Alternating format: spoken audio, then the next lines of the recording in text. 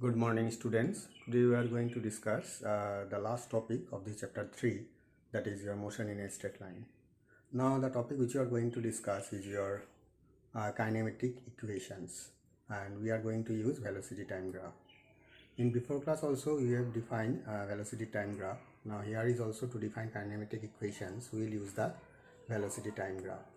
So in velocity time graph, along x-axis we have considered time, and along y-axis we have considered velocity, and the graph is your AB. Now A represents the velocity u, and B correspond to the velocity v. Now what we have done, we have drawn line parallel to the time axis as well as parallel to the velocity axis. Now BC is nothing but the change in velocity. Now if we have to define slope of the graph AB, then that slope define the acceleration. So here we have written acceleration equal to slope of velocity time graph. Now slope is nothing but is your perpendicular by base. If we consider theta is the angle made by the graph with the time axis, then tan theta is nothing but is your perpendicular by base. So perpendicular is your BC and base is your AC. If we consider ACB is your right angled triangle. So perpendicular BC value is your V minus U, because V corresponds B and U corresponds A. And the time AC is nothing but is your T.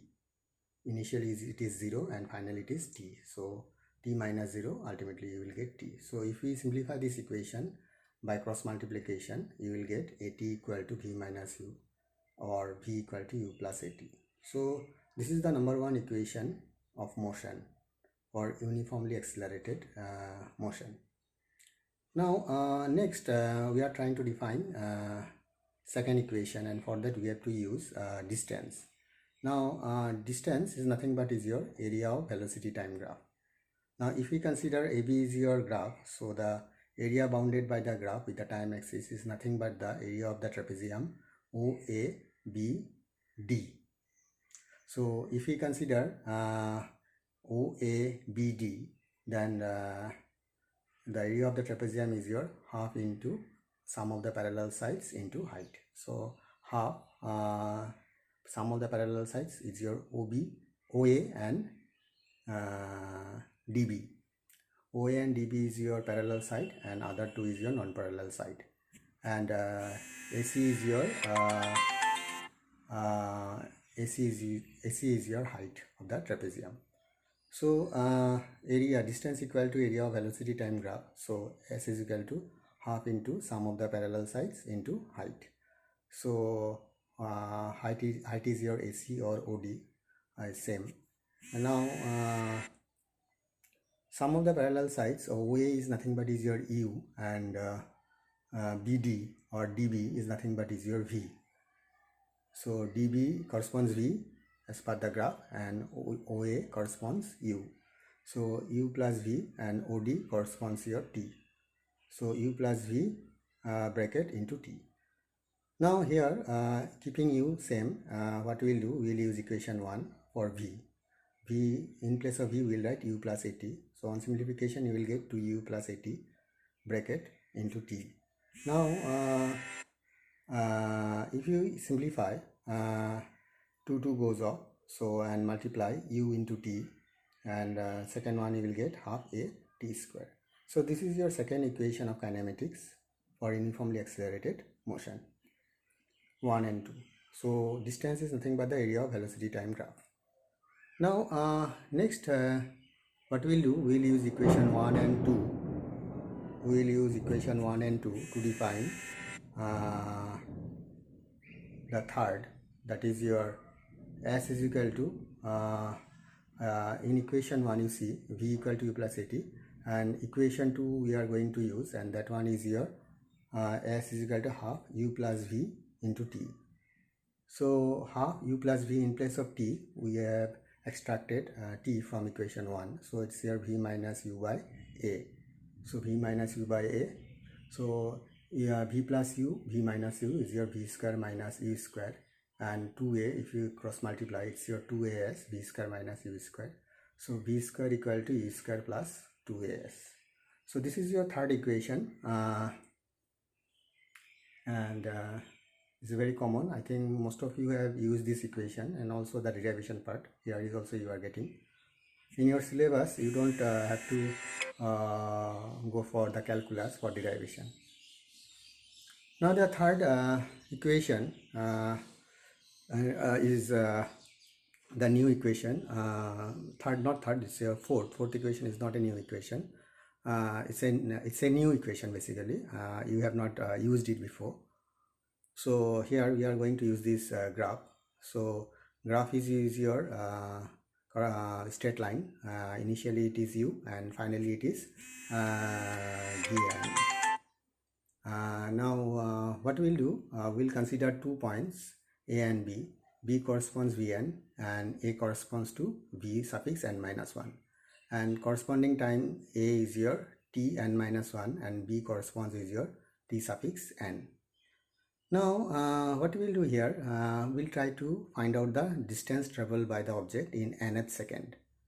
So nth second means third second, fourth second, like that. So if tn minus 1 and tn corresponds the interval, then the area bounded among the points a, b, c, d is nothing but the distance covered in nth second. So S nth is your area of the trapezium a, b, c, d. Now parallel sides is your AD, BC, and non-parallel sides your AB and DC. DC is perpendicular, so what we will do, we will use height, DC as your height. So SNth equal to area of trapezium ABCD. So SNth equal to half sum of the parallel sides AD plus BC, and height is your DC. AD is your Vn minus 1 and BC is your Vn, and DC corresponds your time n minus 1 bracket. So if we cancel out, you will get 1. So half Vn minus 1 plus Vn, half Vn minus 1 plus Vn. Now this is your equation number 4. So what we will do, we will substitute Vn minus 1 and Vn, and for that we are going to use that equation 1, that is your V equal to U plus AT. So Vn minus 1 U plus A n minus 1 Vn equal to U plus An. So Vn minus 1 plus Vn, if you add up, what we will get, 2U plus A n minus 1 plus n. So 2U plus 2an minus a. It's a very simple mathematics. So if you divide the equation both side by 2, you will get half Vn minus 1 plus Vn equal to U plus an minus a by 2. U plus a, if you take a common, then it becomes n minus half. So half Vn minus 1 plus Vn is nothing but is your SNth. SNth equal to U plus A n minus half. So if you take the LCM, it should be your 2U plus A 2n minus 1, and if you multiply half throughout, then you will get U plus A by 2 2n minus 1. So this is nothing but the distance traveled by the object in nth second. So if it is an exam asked to find the distance traveled in 4th second, 5th second, then you have to use this one. SNth equal to U plus A by 2 2n minus 1. Now under the note, let me try to specify speed. If someone asks you to find the speed, then you have to find the slope of distance time graph. Acceleration, slope of velocity time graph, and distance, area of speed time graph or area of velocity time graph to define distance. So this is all about. Please go through this part. It's very simple, and it's not new. Only 1/4 equation is new, and rest already you did, I think, in class 9. So find out your doubts. Probably from next class we are going to discuss the query from chapter first, second and third in Google Meet. So this is your last topic of the chapter 3. So this is all about. Thank you. Find out your query during the class which we are going to organize coming week by Google Meet. So in Google Meet only we'll discuss the queries, and please go through these videos. It's very important. Thank you.